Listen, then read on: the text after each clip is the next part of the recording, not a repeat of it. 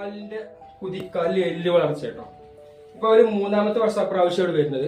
First വന്ന സമയത്ത് ഭയങ്കര വേദനയായിരുന്നു. ഒരു കാല് രാവിലെ എണീറ്റ കുത്തിയ പ്രയാസമാണ്.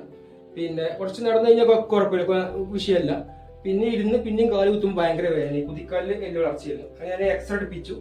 ഇപ്പൊ നമ്മളിപ്പോ 2-3 ട്രീറ്റ്മെന്റ് ആണ്. നല്ല മാറ്റം വന്നിട്ട് ഈ പോയിന്റിൽ കറക്റ്റ് ഉണ്ടാവും, ഇവിടെ എല്ല് വളർച്ച ഉണ്ടാവും. ഇതൊക്കെ നല്ല കുറഞ്ഞിട്ടുണ്ട്.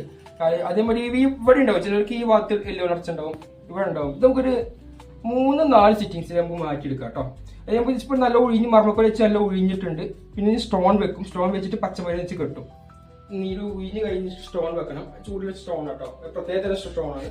നന്നാക്കി നമ്മളിത് ചൂട് വെച്ച് കൊടുക്കണം കേട്ടോ. വെച്ച് കൊടുത്ത ശേഷം മരുന്ന് വെച്ച് കെട്ടണം. ഒരു 3-4 സിറ്റിങ്സ്. നല്ല വളർച്ച ഉണ്ടെങ്കിൽ 4-5 സിറ്റിങ്സ്. സ്റ്റാർട്ടിങ് ആണെങ്കിൽ 2-3 നമുക്ക് മാറ്റിവെക്കാം. ഇതെല്ലാം അത്യാവശ്യം വലിപ്പം ഉണ്ടായിരുന്നത്, പക്ഷെ നല്ല മാറ്റമുണ്ട്.